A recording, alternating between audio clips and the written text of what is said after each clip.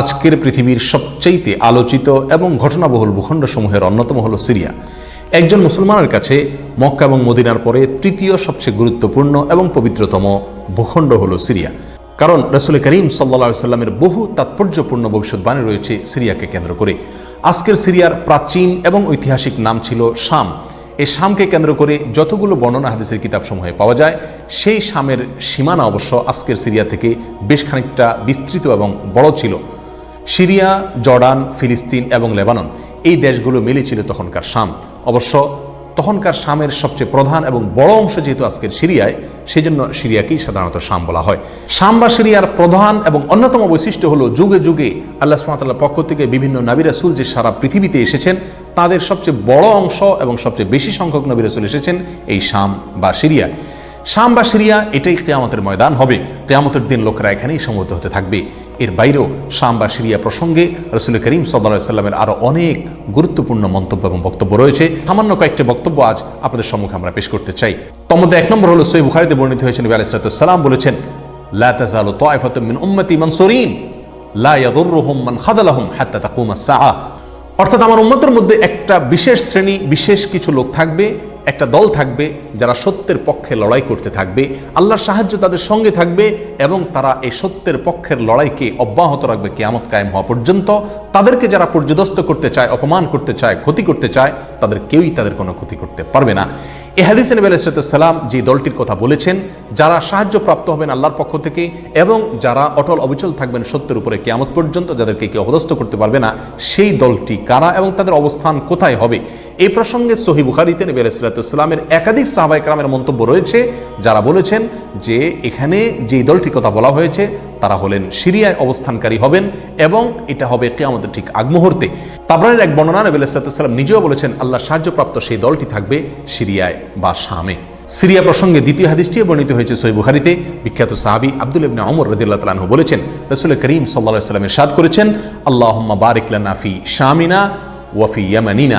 অর্থাৎ আল্লাহ আমাদের সিরিয়ায়, আমাদের ইয়ামানে আপনি বরকত দান করুন। এই কথা বলার পরে উপস্থিত লোকেরা বলল, ইয়া রাসূলুল্লাহ ওয়া ফি নাজদিনা, আমাদের নজদেও আল্লাহ বরকত দান করুন, সেই দোয়া করুন আপনি।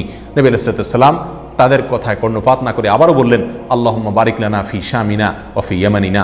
লোকেরা আবারও বললেন, ওয়া ফি নাজদিনা, আমাদের নজদেও। নবী আলাইহিস সালাম তখনও একই কথার পুনরাবৃত্তি করলেন এবং পরিশেষে বললেন, নাজদ সেই জায়গায় তো ফিতনা ফাসাদ হবে, সেখানে তো হত্যা মারামারি খুনাখুনি হবে, সেখানে তো ভূমিকম্প দেখা দিবে এবং সেখান থেকে তো শয়তানের শিং উত্থিত হবে, সেখান থেকে তো শয়তানের শিংয়ের আবির্ভাব ঘটবে, বের হবে। এখানে নাজদ বলতে কোন এলাকাকে বোঝানো হয়েছে, এই প্রসঙ্গে মুহাদ্দিসিন ইকরামের বেশিরভাগের মন্তব্য হলো নাজদ বলতে ইরাককে বোঝানো হয়েছে।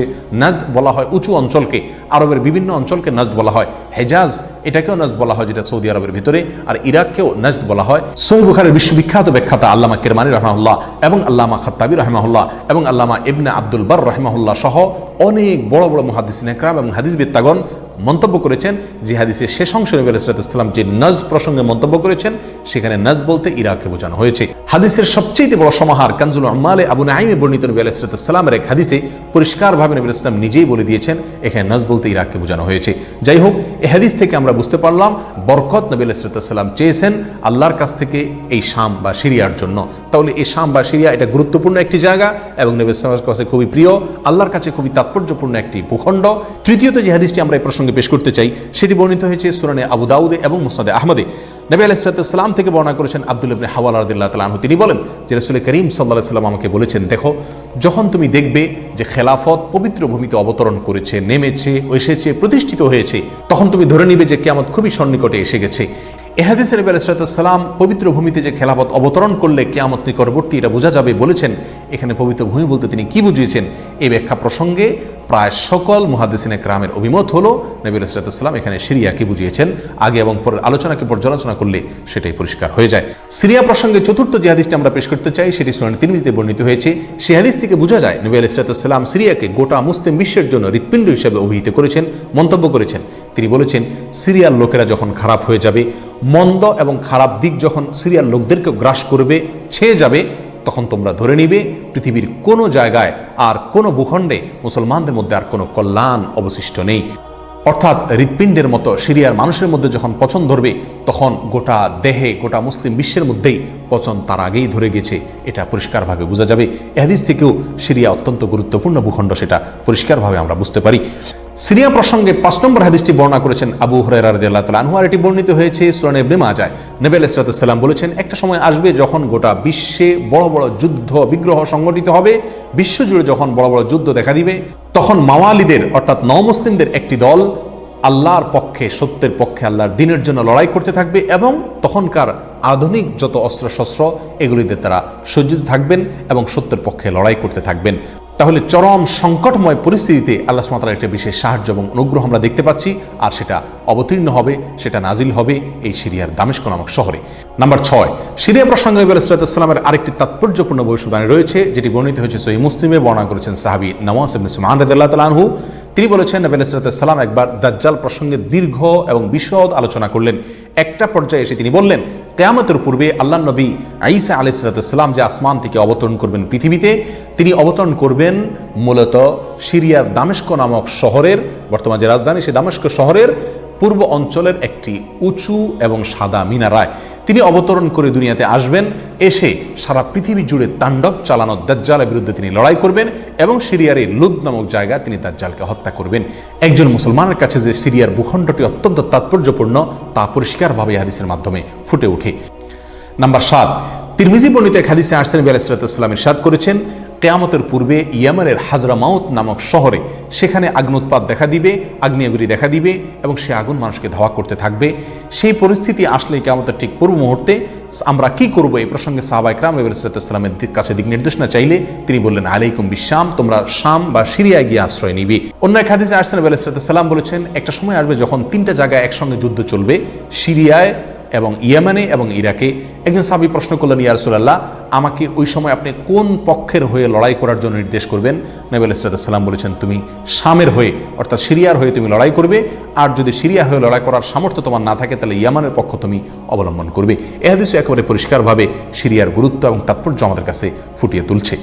নাম্বার 8, মুসনাদ আহমদ সহ বহু হাদিসের কিতাবে বর্ণিত হয়েছে, কিয়ামতের পূর্বে যে আগ্নেয়গিরি দেখা যাবে, যে আগ্নোৎপাত দেখা দিবে, সে আগুন মানুষকে ধাওয়া করতে থাকবে এবং সারা পৃথিবীর মানুষকে ধাওয়া করতে করতে করতে একটা জায়গায় একত্রিত করবে, আর সেটি হলো সিরিয়া। নবী আলাইহিস সালামের ভাষায় আরদুল মাহশারি ওয়াল মানশার, অর্থাৎ সিরিয়াই হবে কিয়ামতের ময়দান। কিয়ামতের সময় সারা পৃথিবী থেকে মানুষ সমবেত হয়ে এই সিরিয়াতেই একত্রিত হতে থাকবে। নাম্বার 9, নবী আলাইহিস সালাম আরেক হাদিসে বলেছেন, মালায়েকাতুল্লাহি বাসিতু আজনিহাতাহুম আলা শাম, আল্লাহর ফেরেশতাগণ সিরিয়ার উপরে তাদের ডানাকে ছেয়ে আছেন অথবা ছেয়ে থাকবেন। এই হাদিস থেকেও শাম বা সিরিয়ার গুরুত্ব করে পরিষ্কারভাবে ফুটে ওঠে। নাম্বার 10, এক হাদিসে আসছেন, নবী আলাইহিস সালাম তার এক স্বপ্নের বিবরণ দিতে গিয়ে বলছেন যে, আমি একবার শুয়েছিলাম, দেখলাম আমার মাথার নিচ থেকে আল্লাহর কিতাবকে ছিনিয়ে নিয়ে যাওয়া হলো এবং সেটাকে যখন নিয়ে যাওয়া হচ্ছে আমি তাকিয়ে থাকলাম কোথায় নিয়ে যাওয়া হচ্ছে। দেখলাম যে একটা আলোক রশ্মি চলে যাচ্ছে এবং যেতে যেতে সিরিয়ার ভূমি পর্যন্ত সেটা চলে গেল এবং সেখানে গিয়ে অবতরণ করলো। এরপর নবী আলাইহিস সালাম বললেন, আলা ইন্নাল ঈমানা ইযা ওয়াকাআতিল ফিতানু বিশাম, অর্থাৎ যখন সারা পৃথিবীতে ফিতনা ফাসাদ ছেয়ে যাবে তখন ঈমানের ঠিকানা হবে সিরিয়ায়, আর ঈমানদারদের আশ্রয়স্থল হবে, শেষ ভরসা হবে সিরিয়া। সম্মানিত ভাই বন্ধুগণ, এই হাদিসগুলো থেকে পরিষ্কারভাবে ফুটে উঠলো যে মক্কা মদিনার চাইতেও ঘটনা বহুল হবে কিয়ামতের পূর্ব মুহূর্তে শাম বা সিরিয়া নামক ভূখণ্ড। আর সে শাম এবং সিরিয়াতে আজকে জুলুমের স্টিম রোলার চলছে। সারা পৃথিবীর সবচাইতে বড় কসাইখানায় পরিণত হয়েছে শাম বা সিরিয়া। এখানকার নিরীহ নারী, পুরুষ, শিশু, সাধারণ মানুষ আজ তাদের রক্ত সম্পূর্ণ হালাল মনে করা হচ্ছে। ত্রিমুখী বা চতুর্মুখী লড়াইয়ে আজ সেখানকার মানুষ বলির পাঁঠা হয়ে গেছে। সারা পৃথিবীর সবচেয়ে বড় কসাইখানায় পরিণত হয়েছে। সেখানকার নারী, পুরুষ, সাধারণ মানুষ সকলের আর্তনাদে আকাশ বাতাস ভারী হয়ে উঠছে। জালেম অত্যাচারীদের জুলুমে সেখানে রক্তের গঙ্গা, রক্তের বন্যা আজকে বয়ে চলেছে। আল্লাহ সুবহানাহু ওয়া তাআলা আমাদেরকে ক্ষমা করুন। আমাদের অক্ষমতা, আমাদের অপারগতা, আমাদের অলসতা, আমাদের উদাসীনতা, আমাদের দায়িত্বহীনতা এর জন্য না জানো আল্লাহর গজব আমাদের উপরে, আল্লাহর আযাব না যেন আমাদের উপরে নাজিল হয়। আজ সারা বিশ্ব বিবেক নীরব হয়ে আছে। মুসলিম বিশ্ব পর্যন্ত নীরব দর্শকের ভূমিকা পালন করছে। আপনার আমার মতো সাধারণ মানুষ আজকের বিশ্ব ব্যবস্থা আমাদের হাত পাকে একরকম বেঁধে রেখেছে। আমরা তাদের পাশেও দাঁড়াতে পারছি না। অতএব কমপক্ষে আল্লাহর কাছে দোয়া করি, আল্লাহ আমাদের অক্ষমতাকে ক্ষমা করুন, আল্লাহ তাদের সাহায্য করুন, তাদের সহযোগিতা করুন। জালেমদের কালো হাতগুলোকে আল্লাহ সুবহানাহু ওয়া তাআলা ভেঙে চুরে চুরমার করে দিন। প্রিয় বন্ধুগণ, নিরাশ হওয়ার কোনো কারণ নেই। সিরিয়ার মানুষদের দিয়ে আল্লাহ সুবহানাহু ওয়া তাআলা অনেক বড় খেদমত নেবেন। হয়তো তাদের পরীক্ষা চলছে, আল্লাহ সাহায্য ইনশাআল্লাহ অচিরেই আসবে। আল্লাহ সাহায্য তাদের সঙ্গে আসুক এবং সকল প্রকার জালিমদেরকে আল্লাহ সুবহানাহু ওয়া তাআলা ধ্বংস করুন, সেই দোয়া আল্লাহ সুবহানাহু ওয়া তাআলার কাছে আমরা রাখি। ওয়া আখিরু দাওয়ানা আলহামদুলিল্লাহি রাব্বিল আলামিন। আসসালামু আলাইকুম ওয়া রাহমাতুল্লাহি ওয়া বারাকাতুহু।